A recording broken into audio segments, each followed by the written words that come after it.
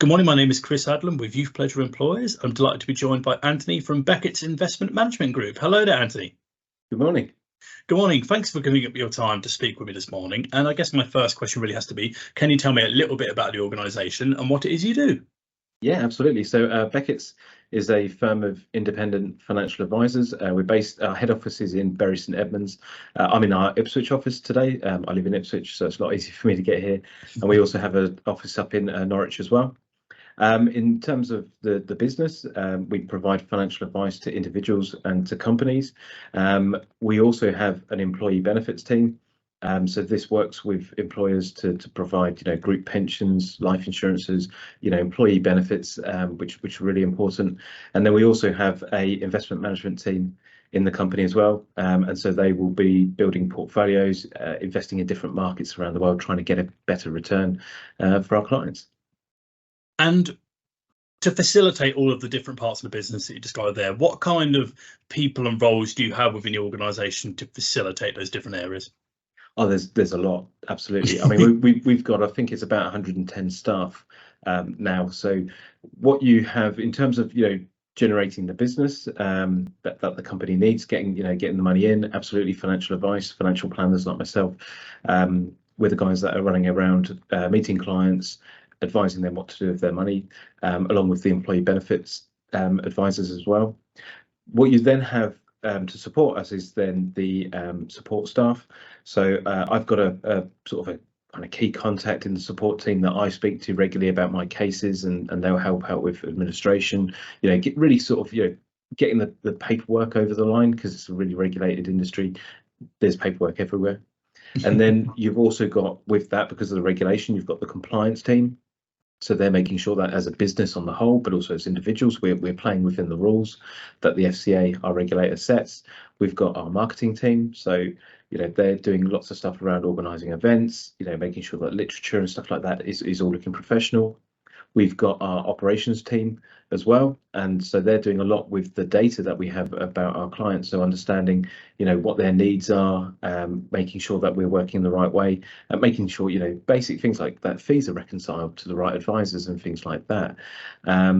So yeah, it really is quite an expansive sort of setup, really. And with that comes lots of different skills that different employees will need for their different roles.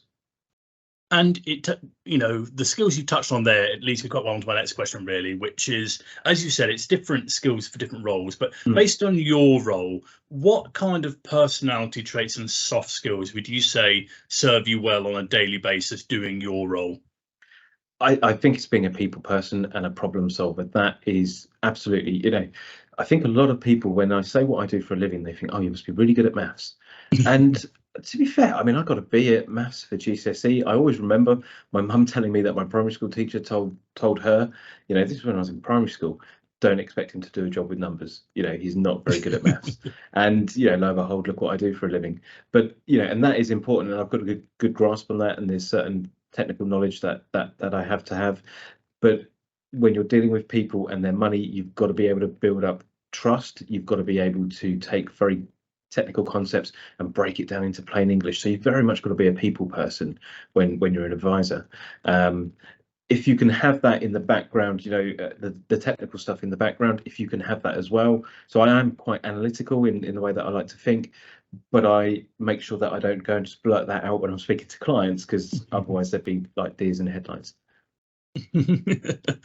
And you've touched on it a little bit there, especially the need for communication, which I think is key in any role. But I guess, as you've said there, like, how do I put it, if you don't communicate it well, it can make all kinds of issues further for you down the pipeline, if you see what I mean. And I guess, as you say, like, some skills that maybe people would think wouldn't be at the forefront of a financially based role, as you say, such as building rapport with people, communicating effectively, becomes some of your most important skills. Oh, definitely.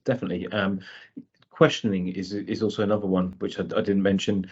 Being able to sort of question people to get the right information out of them, because we can all be very polite when we talk about money, and not necessarily then really get down to the feelings, and that's really important for us, because ultimately, as a financial advisor, my job is to find solutions to problems.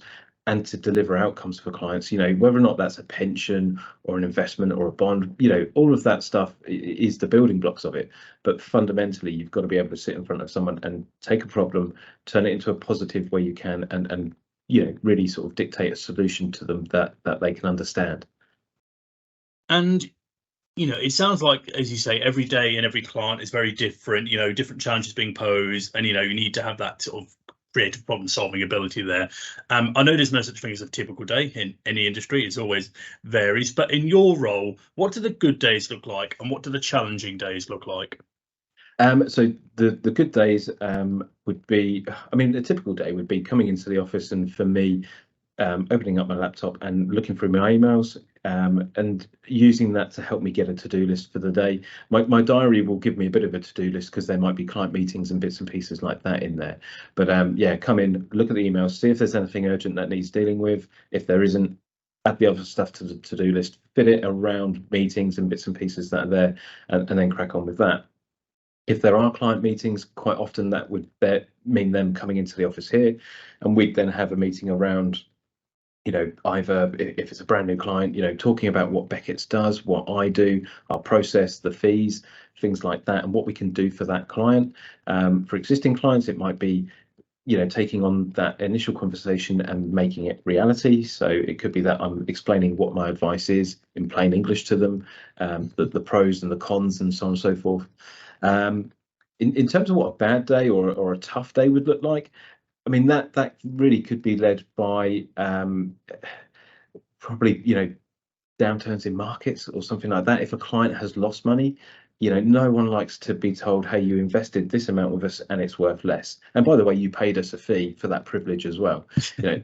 They are really tough conversations. But I think in terms of being a good financial advisor or financial planner, as we call it here, it's managing expectations a lot. So any clients that I take on, one of the things I do say to them is, look, you are going to have paid me to lose you money at some point, or at least that's how it will look on paper. And that's because, you go through these ups and downs. Right now is a tough time for people day to day with their own finances, and it's a tough time in markets. So it's just managing those expectations, trying to bring a little bit of logic into it to say, look, this is what's happening. This is why. What's the sensible sort of action to take to make sure this doesn't hurt you in the long term? But you just got to be honest and upfront with it. Trying to bluff your way through it is just going to make it a lot worse in the long term. You touched on it there, and it's something I was going to ask you. We're in a position now where people have probably never been more conscious or focused on their money, and as I say, so every decision they make, they pay more attention to than ever. How do you feel that's impacted your sector in general? I think it's good, because the thing with financial advice is that we are absolutely, we're paid to tell clients what we think they should do. But there's always a spectrum of, what's right and what's wrong. Absolutely, bad advice can be identified as bad advice, but there's so many options of the way that you can invest your money and things like that. It does differ for each person. It's not very black and white necessarily. And so I think for me, it's, the more people know about their money, the more educated they are, the more they can make informed decisions. Because although I can say to someone, this is what I think you should do, they don't have to do it. If they can look at my advice and have a better understanding of, right, we see what Tony's recommending, we see why he's recommending it, and they can make that informed decision, brilliant. That's really good for what I do for a living. And it means that people retain ownership of their own decisions at the same time. And you've touched on there, and this leads me quite well into my final question about some of the things you've learned along the way, and some of the things you try to communicate to other people. If I could ask you to go back and speak to, say, a 17, 18-year-old version of yourself, taking into account things you've learned, maybe mistakes you've made, learned from, successes you've had, what's the one piece of career advice you would go back and give to your younger self? Don't be drawn by the money. And that is such a weird thing for a financial advisor to say. I didn't, when I was 17, 18, I did not come into this industry sort of saying to myself, I want to be a financial advisor. But, I'd be lying if I ever thought I'd work in financial services. I finished doing my A-levels. I didn't know if I wanted to go to uni. I was scared about the debt that I'd get into. I didn't know what qualification I'd do or what degree I'd do at uni. So I just went to the world of work and just said, I'm going to follow the money. And I went and worked for a bank. Thankfully for me, financial services is a very wide-ranging industry. So quite often people will find a home in financial services that suits their personality and their skill set, because there's so many different roles, and that's great. So I'm very fortunate that kind of falling into this role is really good, and I really enjoy what I do for a living. But yeah, certainly to the 17, 18-year-old me, I'd probably say, don't necessarily be scared of doing more qualifications. Don't be scared of going to uni or going to college and doing some other form of qualification. But whatever you do, make sure it's something that you've got a passion about, because as long as you've got that passion and that interest in what you're learning, then it's not going to be work. And if you're worried about the money and what the earning potential and stuff like that is, to be fair, that will come with time. So for me, I can earn more as a financial planner by having better qualifications and being more specialized in certain areas. And that is the same with any industry.